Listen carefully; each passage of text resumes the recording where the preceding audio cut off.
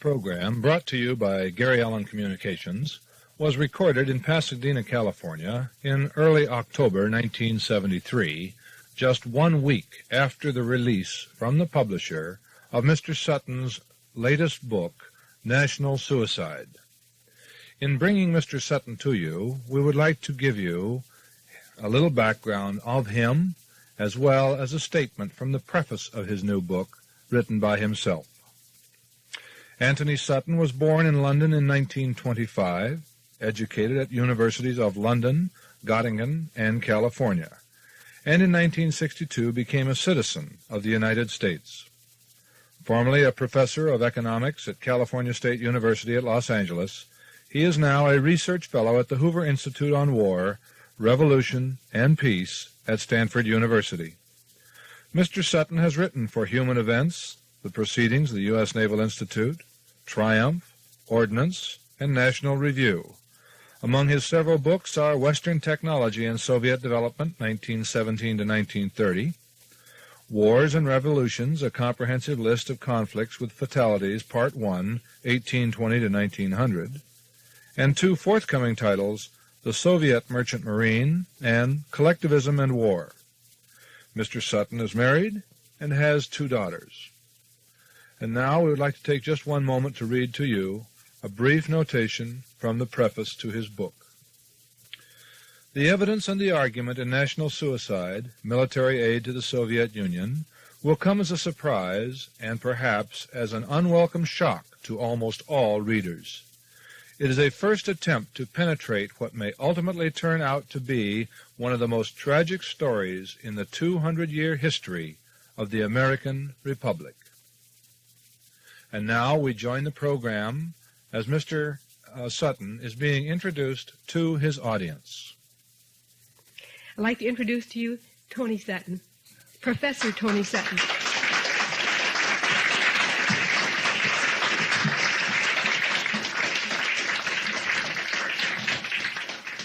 Thank you very much, Miriam. This is the most unusual layout I've ever encountered, where I have people on 3 sides. And I hope you will excuse if temporarily I seem a little vacillation from left to right.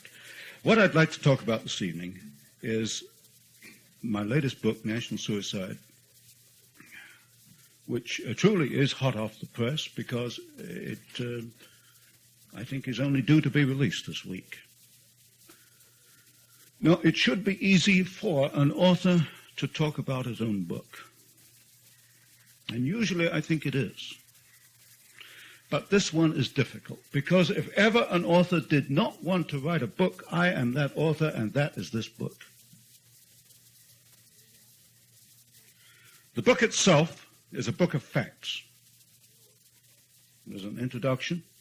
There's chapter 13, where I draw together some threads and conclusions. But essentially, it is empirical observation, and in my experience, I've worked on this thing for 15 years now. Nobody has yet challenged me on the basis of fact. Nobody. And my visitors include visitors from the Soviet Union, from Poland, from the Pentagon, all over. No one has yet said Sutton is wrong on a fact. And if you ever hear of anyone, I'd like to talk to that person. Now, how can I summarize 15 years in, what have you given me, 1 hour? I'll do my best. Let me first go back 15 years and tell you how I came to write National Suicide. In other words, paint the background to this picture.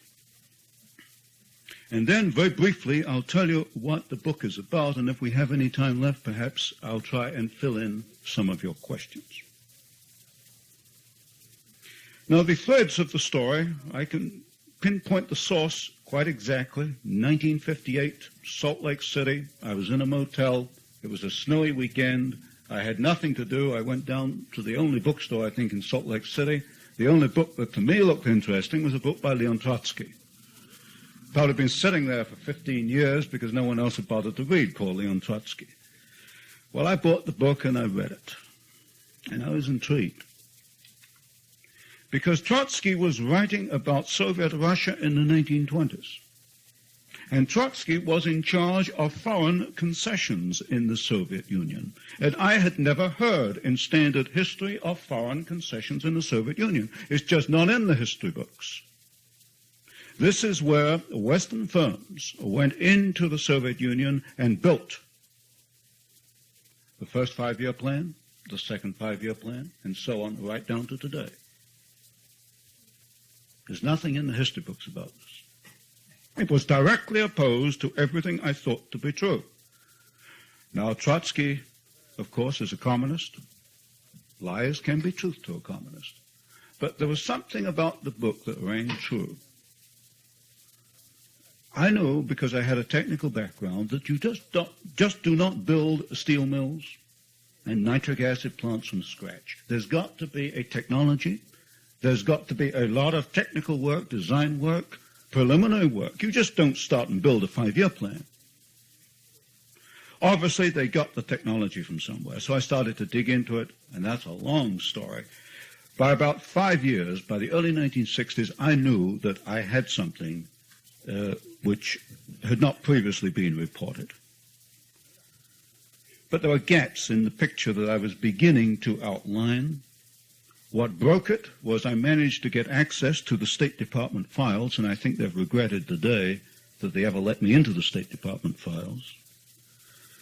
And the story that I was developing in the early 1960s was that all Soviet technology, or at least the greater part of it, came in fact from the West. It was the product of Western ingenuity, of Western enterprise, of free enterprise systems. This had been blacked out, and that's very easy to check, because if you take a look at my argument, you'll see nothing about it in the standard history books. The Soviet Union was actually built by Western technology, by Western firms, and by Western enterprises. Now, 10 years ago, I was a professor of economics at what is now Cal State University, Los Angeles, and as you know, being a professor of economics beats working for a living. And consequently, I had quite a fair amount of time to spare.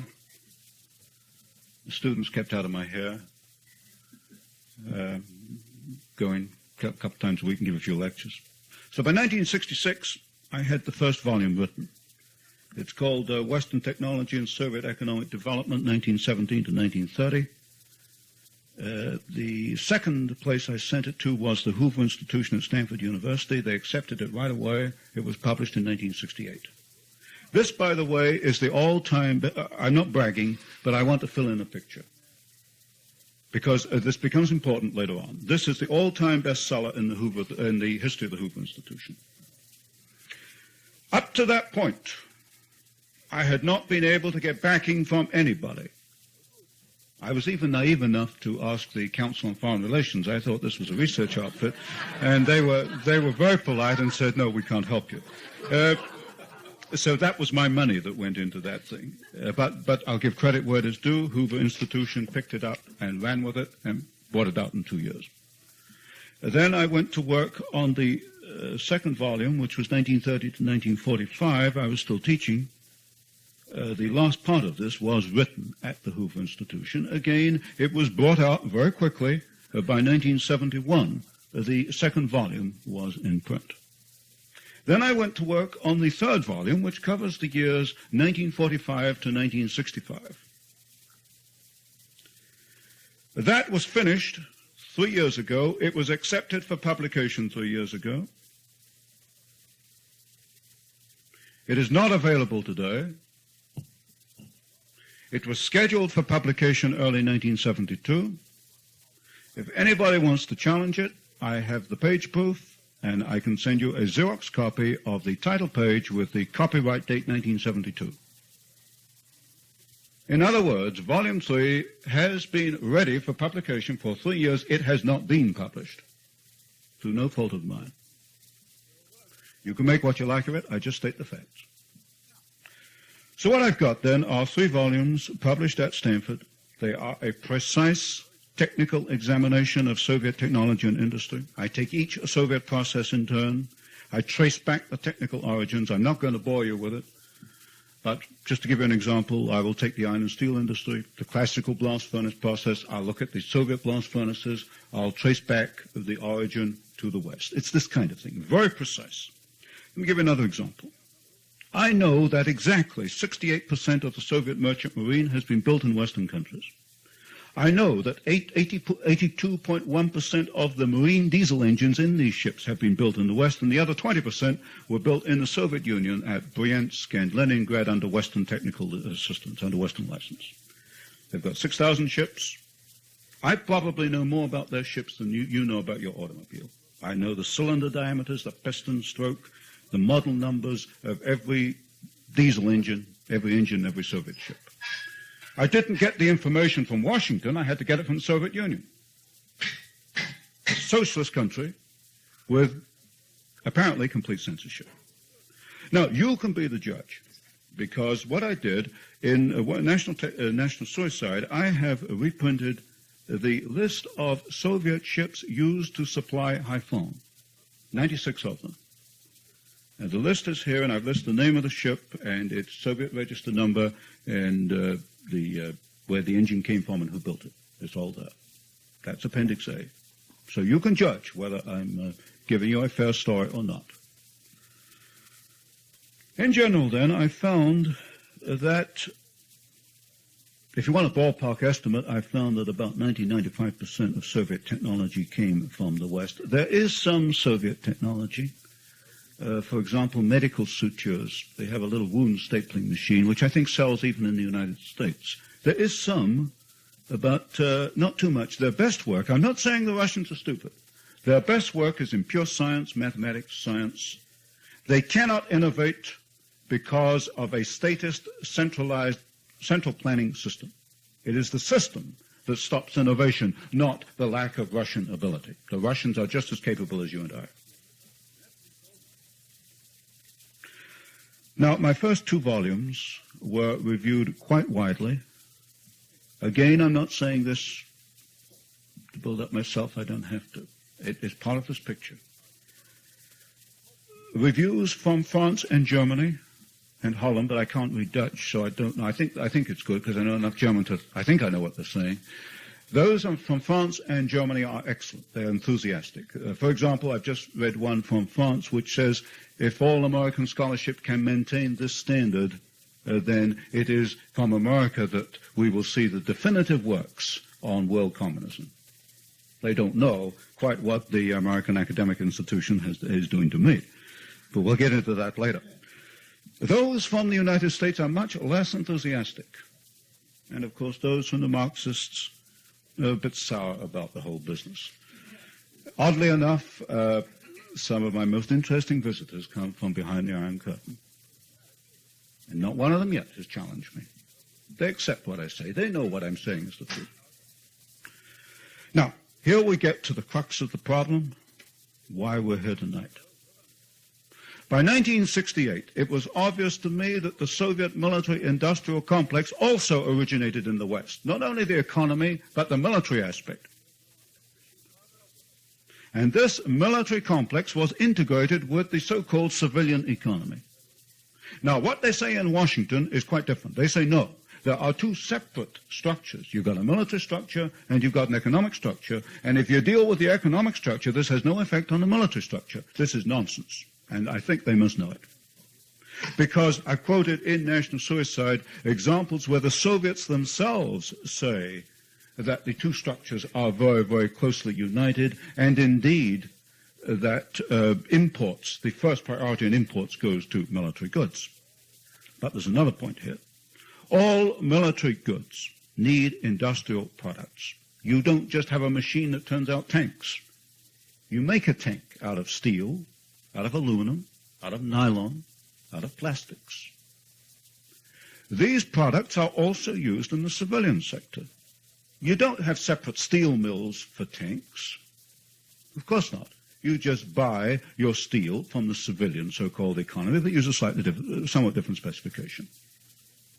So your civilian, I call it civilian, your civilian structure is actually in any country the basis for its military output. And this is the core of the problem. for its military output. And this is the core of the problem. Now let me bring this right home to you very, very quickly. I use what I call the bullet example. This is a bullet. It's been fired. Normally it has a back end on it which has a propellant charge. But it gives you an idea of how you can pin this thing down. A bullet has a jacket, which this one happens to be cupronickel, copper, and nickel, and it has a little back end of it which has a propellant, which is normally nitrocellulose. All right, take the nitrocellulose first. And most men, by the way, get killed by bullets or shells, which are just big versions of this. Where do the Soviets get the nitrocellulose? Well, it's in national suicide. I've got the names of the companies. DuPont, Hercules Powder Company. And the Hercules Powder Company knew that the plant they were putting in was for military purposes, because in the State Department files I found their letter in which they said they hoped they'd get permission to ship it, even though it had military potential. I've given you in National Suicide a list of the ammunition used in Vietnam. I've given you the propellants used, whether it's tubular cellulose, the different types of nitrocellulose. And I tell you in there where they get the nitrocellulose from. In other words, you can pin this thing precisely back to Hercules Powder Company and the DuPont Company. The front end of this thing is basically copper and nickel. Their nickel technology comes essentially from the International Nickel Company, and in my second volume, Western Technology, that is pretty well shown. Their copper mines were developed by, as a matter of fact, by a Los Angeles company, Southwest Engineering Company, which used to be, I think, down on Figueroa Street. They went in the 1930s and developed their mines. So anyway, you can take a thing like a bullet. I could go on just on a bullet for a couple of hours, but we just don't have that time. You can trace this back precisely to a Western origin. Now, this is the core of the problem. You cannot separate industrial technology from military technology. It's intimately integrated.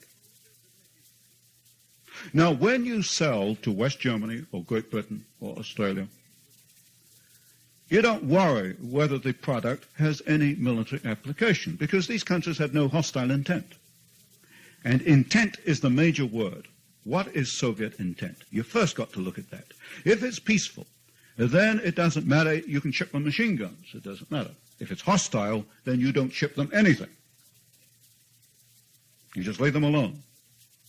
Now, back in 1968, this was the position I was in, to pick up my story again.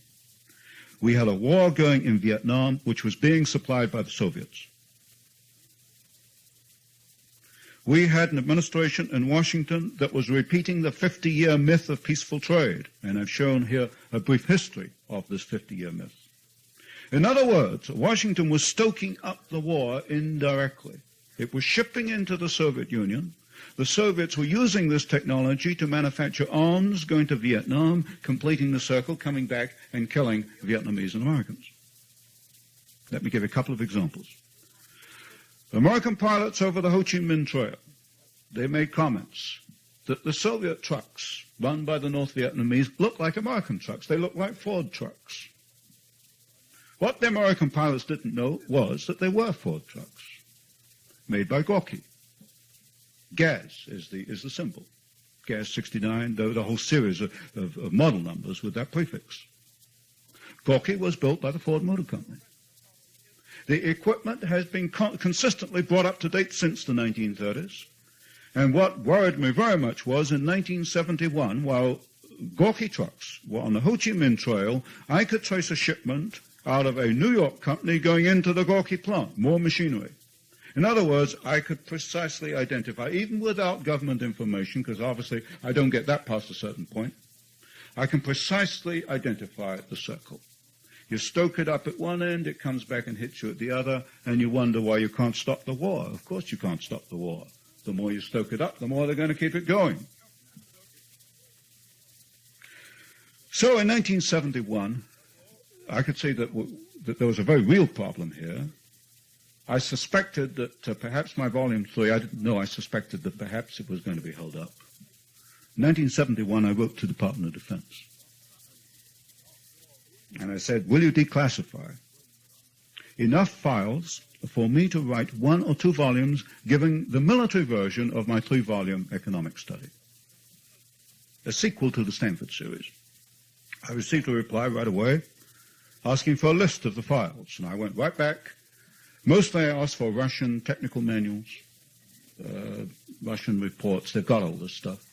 Nothing secret. Didn't want anything later than 1965. I can figure out the rest of it. I didn't want anything on lasers or anything esoteric. Just the bread and butter weapons. Tanks, aircraft, this kind of thing. I heard nothing. I waited 5 months because I knew what they were up to. All they wanted to know was how I was going to go about doing it. I waited 5 months. I wrote them a little letter. What are you going to do about it? They said nothing.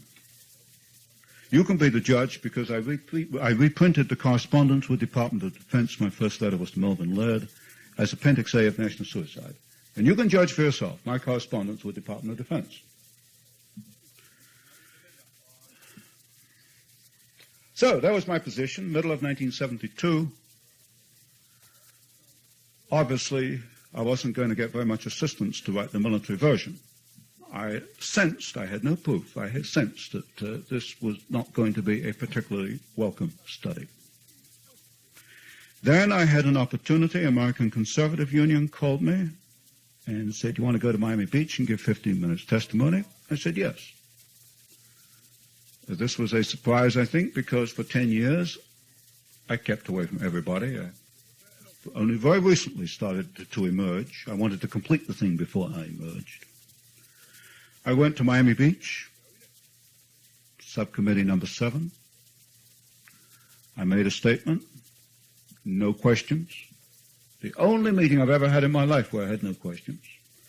And I can tell if an audience is hostile or not, and that audience of Republicans was hostile. I won't name their names, but I can remember their faces and I can remember their names. And I know the degree of hostility, and I know why they were hostile. I don't blame them. It's the second most hostile audience I've ever had. The worst one was when I tried to preach laissez-faire economics to the American Trucking Association, and they did not like that at all. So that was my position. The Republican Party obviously didn't want to know what I was trying to tell them. But I knew what was going on in Vietnam, and I thought, well, this is ridiculous. We've got a bunch of elected officials here, and they're plain irresponsible. That was my interpretation. So the position last August was, I had very clear understanding, don't go down that road. So I sat down. I weighed up the situation, the pros and the cons. And I sat down, and national suicide was an idea this time last year. I hadn't even sat down to write it. I wrote the book in 3 months. I had most of the information in my files. Arlington House accepted the book and sent me a check within 10 days, which is fantastic. Any author will tell you that. You just don't get books accepted that quickly. Arlington House moved with that thing. They had galley proofs out in 10 weeks. I had advance copies by July. So I cannot fault in any way Arlington House. Now, what's in the book? If you want to pick up the rest of the Hoover story later, I rely on your questions. We can either forget it or you can pick it up. What's in the book? My theme is that 100,000 Americans and countless allies in Korea and Vietnam were killed by our own technology. Nothing less. This technology was transferred to the Soviet Union under the guise of peaceful trade. I named some of the corporations. I'm naming some of the businessmen. But I would emphasize one thing. You cannot condemn American business on the basis of this book, because 99% of American businessmen, I'm quite sure, do not know what is going on, and if they did, they would feel exactly as I do. Further, I think the book has nothing to do with partisan politics. It should be equally of interest to everyone, whether you're Republican, Democrat, liberal, conservative. Come to that, it doesn't matter if you're American or Russian. Because to me, it comes down to a plain question of individual rights versus the totalitarian state. So my appeal in national suicide is to those who have open minds, who can judge facts for themselves. What I'm saying here, and this came about by accident, is what Andrei Zakharov, the Soviet H-bomb scientist, said a few weeks ago. And the American press picked it up.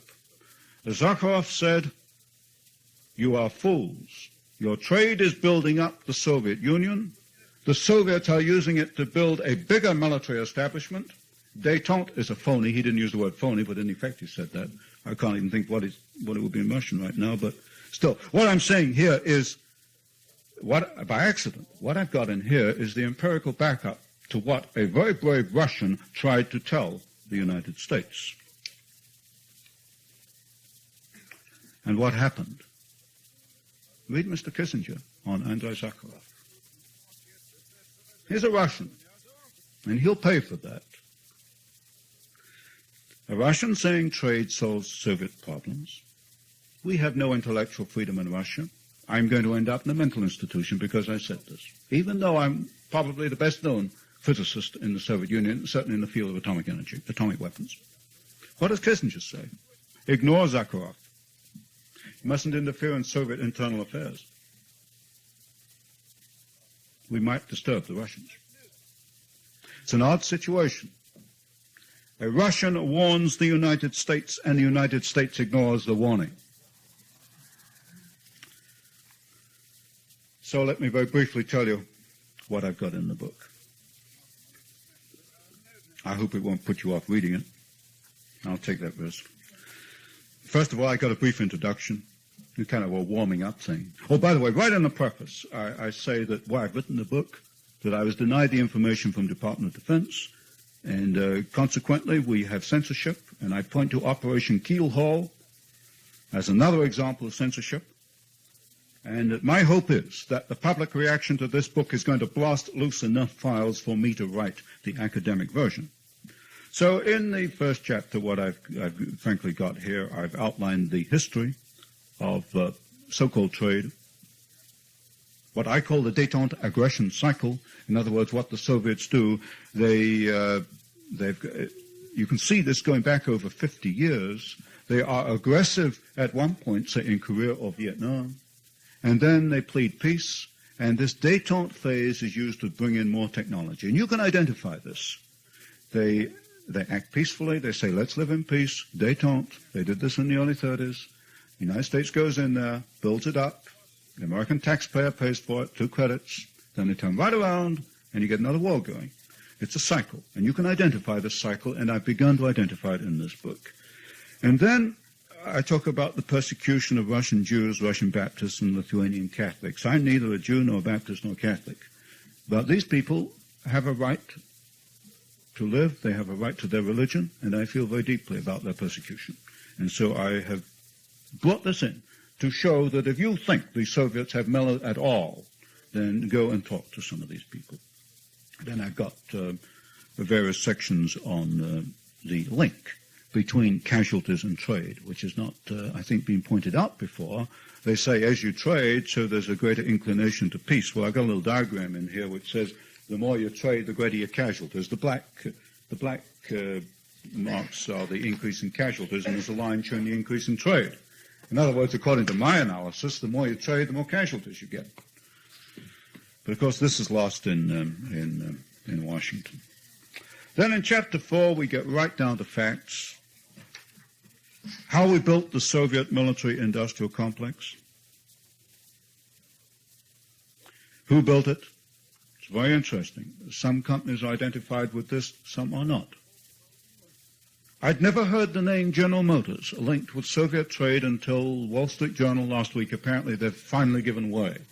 Up to now, the last 50 years, it's been Ford, General Electric, DuPont, Gleason, but not, up to now, General Motors, not Chrysler, not American Motors. International Harvester, yes. Caterpillar Tractor, no. Radio Corporation of America, RCA, yes. Hewlett-Packard, up to recently, no. Well, of course, it's a fairly recent company, but Bell Telephone, certainly no. In other words, you can pinpoint specific companies, and you can trace their association over 50 years. Over 50 years. Then Chapter 5, I get into the direct supply of weapons. In other words, shipping weapons direct, and I think I have something here which I know has not been brought out before, and this is early 1918. The Bolshevik Revolution was the end of 1917. Early 1918, about all the Bolsheviks had, they had Petrograd and they had Moscow, and they were lucky to hold that. They almost lost that in March. They had a very, very tenuous hold on Russia in early 1918. But what did I find in the State Department files? I found that American munitions were being shipped to the Bolsheviks in early 1918. Not only that, they wanted credit. Let me quote. This is from a State Department document. This, I'm sure, is the first time this has ever been published. Quote, munitions that are now being evacuated from Archangel are sent to Moscow, the Urals, and Siberian towns. Soviet government desires to take up the matter of payment for these munitions and expects to pay for them in raw materials, but asks for time to organize the economic resources of the country. That sounds like 1973. Anyway, we go on like this. I've dug out some more documents, I'm sure not previously published. One I know will interest you, I think, and that is 1938, President Roosevelt's secret agreement with the Soviets. Only 4 people know about this in the United States and only 4 in Russia. What caught my attention was that President Roosevelt was talking about each power pursuing separate and independent courses about to the same objective.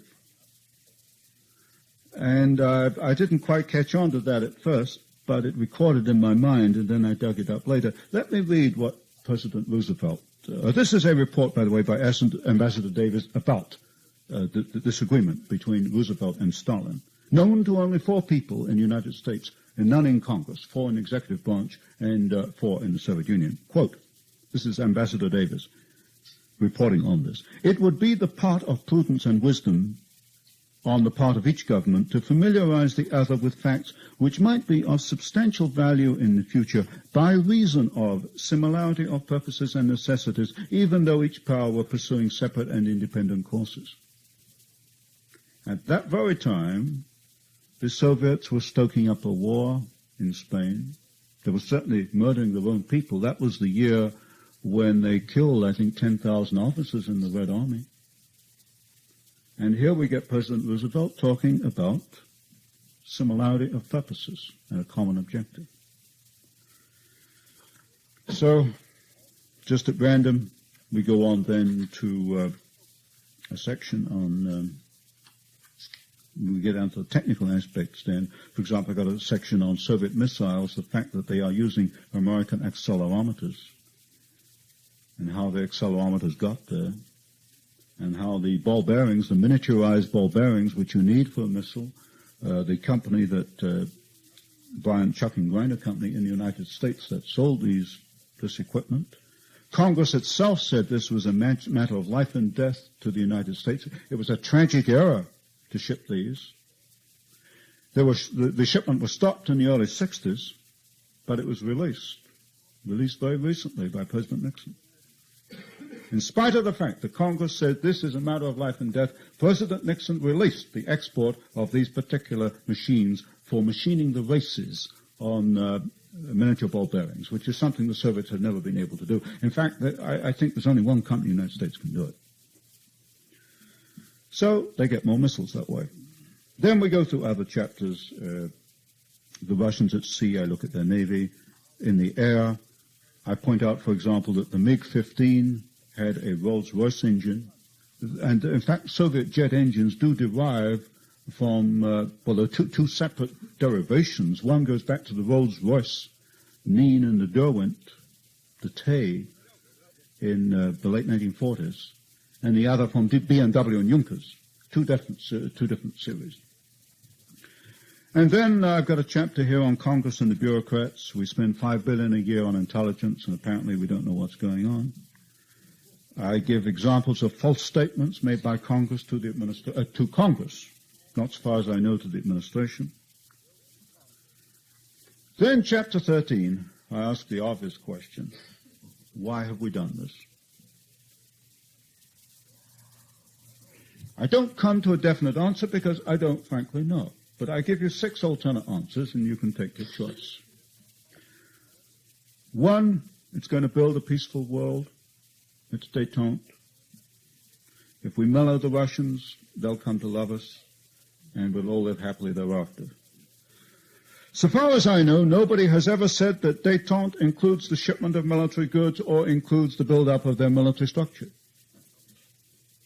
In any event, I'll quote you, of all people, Arthur Schlesinger, in the Wall Street Journal last week, where Arthur Schlesinger said that the core of détente is intellectual freedom. There is no intellectual freedom in the Soviet Union. There is no détente. It's a sheer illusion.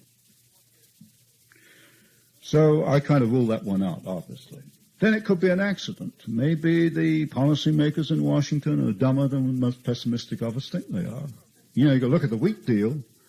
What did they do? They increased the wheat export subsidy from 1 cent to 47 cents a bushel while they're selling the wheat to the Russians, and the Russians had nowhere else to buy it. Now, I don't know how much dumber you have to be than that, if it's an accident.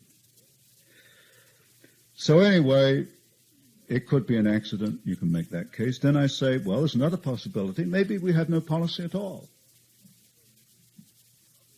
Maybe it's what I call pragmatism. Policy is decided by random events. It's a kind of a cork floating around in the river, bobs around. Then I say, well, perhaps the time horizon for politicians is yesterday in the past and the next election in the future, and they just don't think about anything else. You talk about a 50-year spread of history, that's too much for a politician. Maybe this is the problem. And then I go after Mr. Kissinger, and I say, well, perhaps, because he is the architect, he took up what Walt Rostow started to develop, and I say, well, possibly Kissinger is a mystic. Now, I use mystic here in a very limited sense. A mystic to me is someone who cannot derive logical, rational answers from observable, empirical observation. In other words, he imagines things, and he imagines that what he imagines is the truth. Now, I quote in here a statement from Kissinger's book, in which he apparently does operate in this manner. You make your own decision. You read what I say about Kissinger. It could be that he just imagines in some way that there is no possible connection between trade and their military structure. When it's pointed out to him, he just doesn't want to believe it. It's not part of his makeup. I do know this, that Kissinger knows nothing about economics and even less about technology. So you take a choice on that one. Then I look at conspiracy, and particularly, of course, Gary Allen. And there, what I've done, I think for quite obvious reasons, you're lucky to survive anywhere in the academic world with an outlook like mine. You just do not survive if you say everything you think. I think Gary's got a lot going for him, though I'm not about to say so publicly, because I like to eat. I quote Nicholas von Hoffman, Washington Post. You might think he's a liberal, but there was a time when Nicholas von Hoffman would have me crawling up the wall, but I began to read behind him. And if you have a little patience sometimes, read a little behind what Nicholas von Hoffman is saying. And I used Nicholas von Hoffman's commentary on Gary Allen, and it was a very good commentary, and made some very good points. Anyway, a conspiracy is a possible alternative. Then you've got treason. I dismiss treason because legally there has to be proof that there was an intent to commit treason. I can't show that there was any intent. Anyway, the point is, and I'll better come to a conclusion now and perhaps get your questions. Whatever the reason, the facts point to one single, quite extraordinary conclusion, that our policy has been to build up the Soviet Union and the military strength of the Soviet Union. It could be that we are implementing Walt Rostow's recommendations back in the mid-1960s. where he recommended that as deliberate policy, we reduce American power and encourage the increase of Soviet power. Now, I never did understand his reasons for that, but I do understand that the Rostow papers do make this recommendation. Kissinger, of course, was associated with Rostow, and it could be that they have implemented this. If this is the case, you better take another look at the Walt Rostow papers, because there's more to come down the road. What's to be done about it? I don't know. I feel right now that I'm sitting out on an end of a limb. I'm waiting for the explosion. I know there's going to be an explosion because I know the reaction of the Hoover Institution to national suicide when they first saw the proofs. I think the most important thing is not the obvious thing. You and probably everybody else is going to expect me to say, cut off trade. No. I don't think that's the way. I think there's more involved in this than trade. I think we've got the corner of a much bigger story, and this story has got to come out in the open. Operation Keelhaul is part of it, and there are other parts of this story. The most important thing, I think, is to get the files opened. And the one strong recommendation I make in national suicide is that the limit of classification should be 3 years. After 3 years, all government papers become public information. Because I am quite convinced if the public knew what was going on, this would not be tolerated. I just cannot believe that the average American wants the United States to commit suicide. So the absolute number one priority is information, more information, and then I would leave it up to the man in the street, the average American, to exert pressure through Congress. And I'm not saying cut off trade. I think that's a phony fight. You're not going to win it anyway, because the Export Control Act of 1949 was never implemented. The State Department never recommended cut-off aid to those countries supplying strategic goods to the Soviet Union. They always found a weasel out. If you're a bureaucrat, you can always find a way out if you want to. What I'm saying is, number one, let's get the files open. Let's find out what's going on. That's the most important thing. I can't do very much more. I've done, frankly, about as much as I can do. The rest is up to people like yourself. Secondly, Congress has to reassert itself. There's flagrant abuse of the Constitution. You'll recognize by my accent that I'm a naturalized citizen. I took an oath of allegiance to the Constitution, and frankly, all I can see day after day are flagrant breaches of the Constitution, the Internal Revenue Service being one of the worst offenders. And thirdly, I rather hesitate to make this point at this meeting, but I will make it anyway. Because I think that you've pretty well summed me up by this time. You've got a pattern of what motivates me. I don't tend to hold things back. I think that perhaps our way of looking at things as being left and right is leading us into traps. What do? We look at someone and we say, is he left or is he right? This political spectrum, I think, is beginning to evolve in my mind that it is evading the real issue. The real issue, as I see it coming up in the next 5 or 10 years, is the individual trying to preserve his rights under the Constitution as it was originally intended against a collectivist state. I see the issue in terms of the individual versus the state, not in terms of left and right. Now, this may or may not to you sound like heresy. I've never put this argument to a fully conservative audience before. I think this is what we're going to have to face up to. At that point, perhaps I should catch your questions, and then we'll stay within the time limit. Can you give us some current information on the recent the energy crisis, the information on the recent the energy crisis, the energy crunch, the vast Russian oil fields, the support of our relationship with them, any observations you might have in that area? The energy crisis, so far as I can see it, is a phony.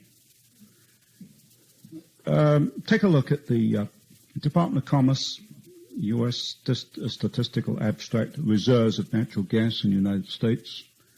You find they've increased by 50% since 1950.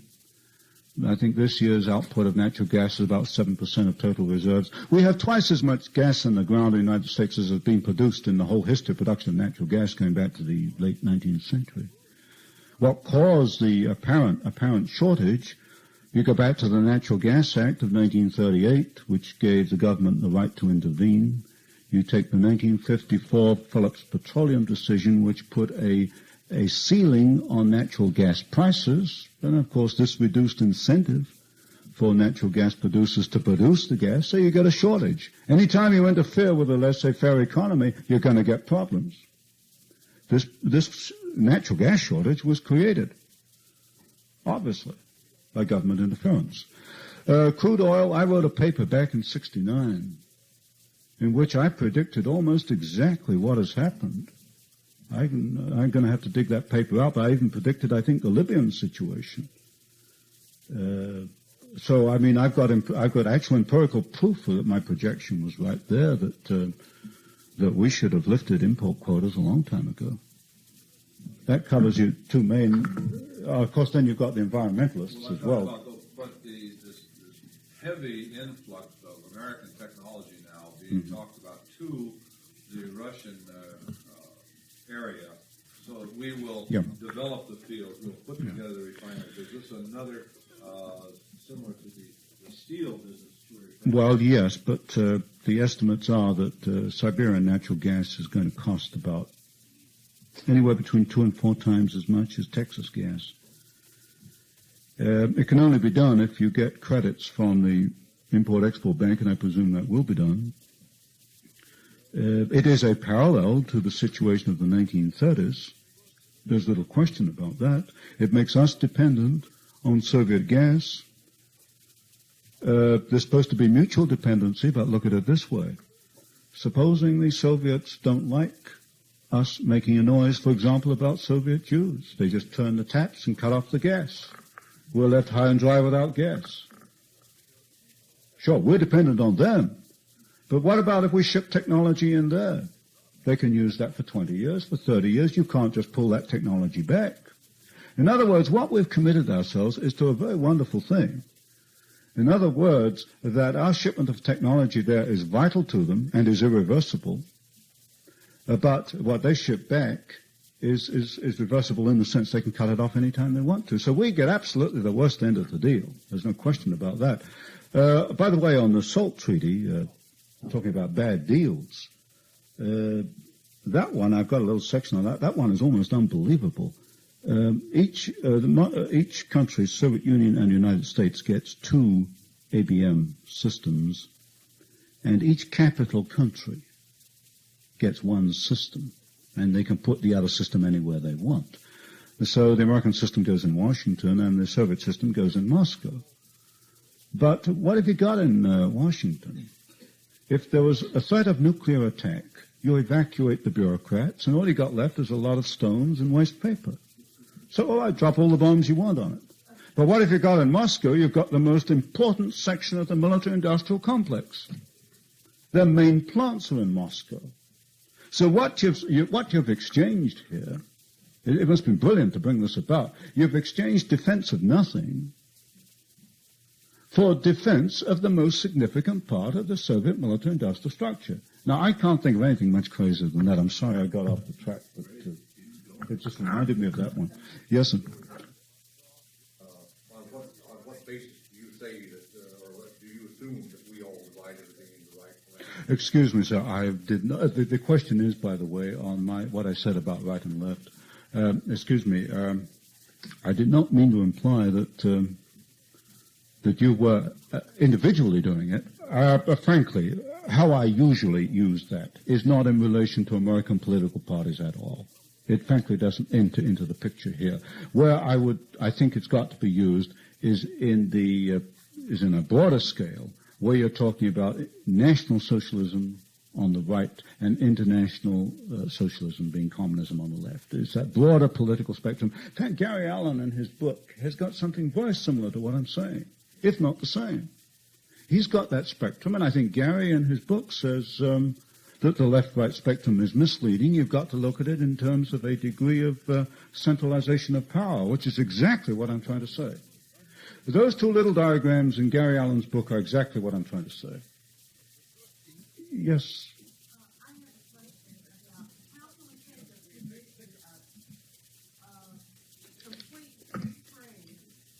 No, please don't. You've made me think that perhaps we're further along the road than I thought.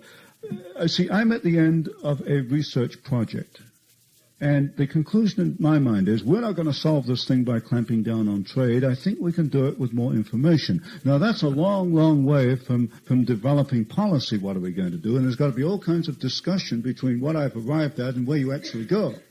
Maybe we can't do it just by opening up the files. Maybe we've got to clamp down on trade. In other words, my mind is wide open.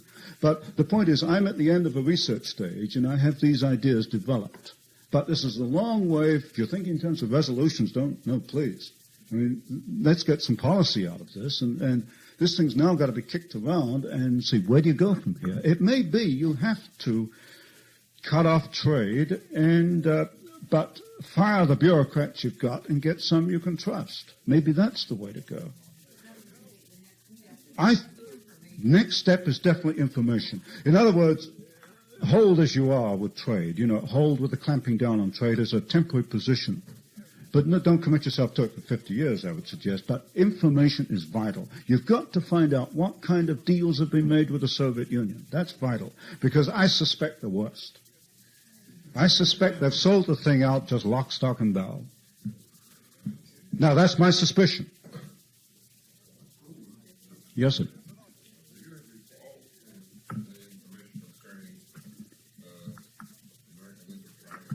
Operation Keelhaul was 1945, 1946, where I don't know how many, at least several 100,000 Russians who were then in Europe were forced to go back to the Soviet Union. They were forced by American and British troops to go back, and there are still graves in Austria on the bank of the River Drava of 142 Russians who committed suicide rather than go back to the Soviet Union. Now, this was a flagrant violation of the Geneva Convention, because paragraph 33 of the Geneva Convention just flatly disallows does not allow you to force someone back when he doesn't want to go. You can claim political exile. And so these people probably ended up in Siberia. We're still doing it. If you think of the Lithuanian seaman Kuderka, who jumped from a Soviet ship to an American Coast Guard cutter in American territorial waters just 2 years ago, and the Coast Guard commander, under instructions from Washington, allowed the Soviets to come on board an American naval vessel in U.S. territorial waters. They beat the Lithuanian sailor and dragged him back on the Soviet ship. That's another flagrant violation. Now, I'd like to see the papers on that. Anyone? You're the only one, Ron. Oh, excuse me.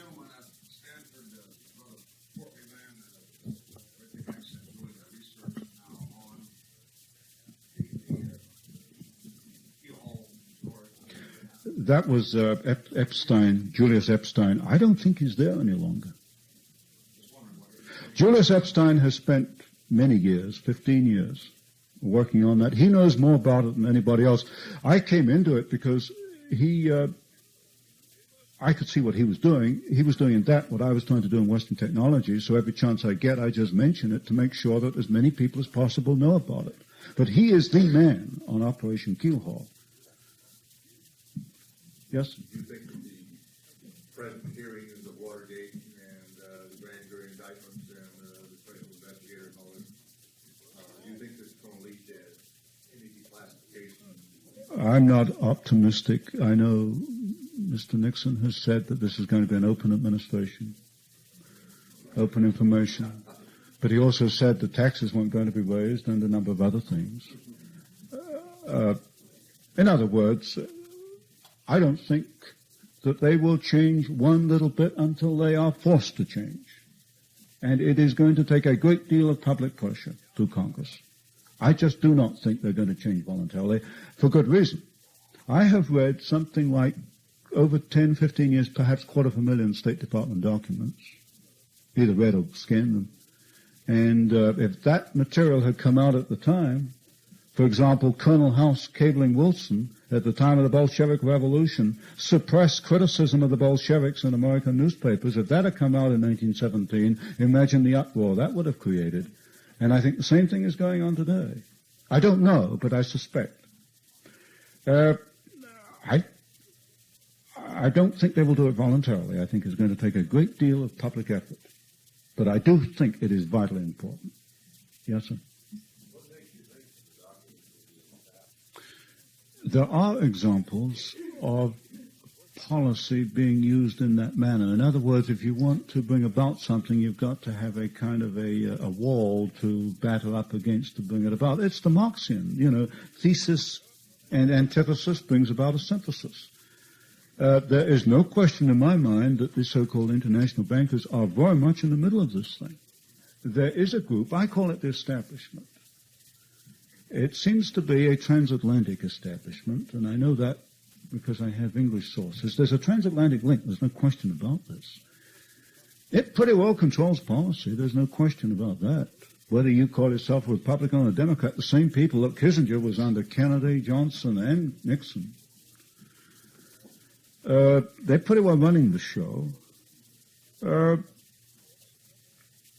But it's going to take an awful lot more work to get the full picture out. I don't think we've scraped the surface. But what I do know, look, basically I'm a researcher. This is my job. I'm a technician. I do know there is a much bigger picture, and the picture I've got is only a little part of it. There's a lot more under the surface. No question about that. Do you want to...